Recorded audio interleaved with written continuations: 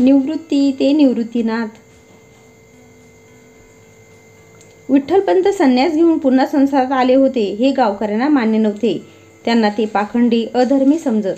त्यामुळे त्यांना मुले झाली तेव्हा त्या मुलांची संन्याशांची पोरे म्हणून गावात फार हेटाळणी होत असे, निंदा नालस्ती होत असे.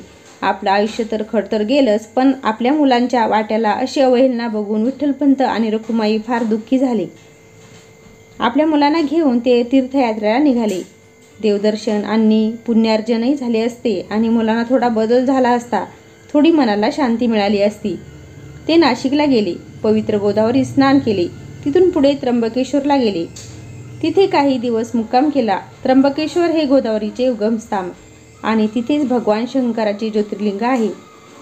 अत्यंत पवित्र तीर्थक्षेत्र. विठ्ठलपंत आणि कुटुंबियांनी तिथेच बराच दिवस मुक्काम केला. एकदा ते तिथून ब्रह्मगिरीला गेले असताना तिथल्या जंगलात एक वाघ त्यांच्या समोर आला. वाघामुळे ते सर्व वेगळ्या दिशेला पळाले. काही वेळात वाघ निघून गेला.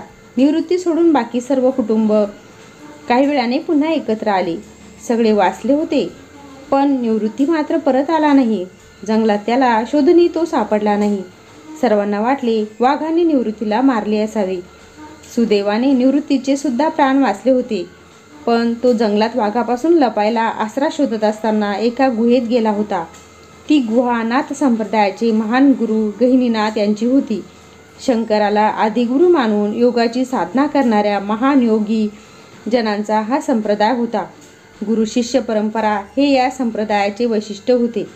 एखाद्या गुरुने दीक्षा दिल्यावरच या संप्रदायात प्रवेश होत असे. गहिनीनाथांना निवृत्ती हा कोवळा मुलगा गुहेत आल्या आल्या आवडला.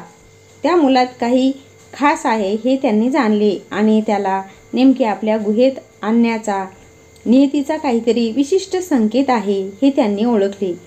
त्यांनी निवृत्तीला आपले शिष्य करून दीक्षा दिली. दिव्य योगज्ञान दिले. अत्यंत लहान वयात निवृत्तीनाथ संप्रदायातले योगी बनले.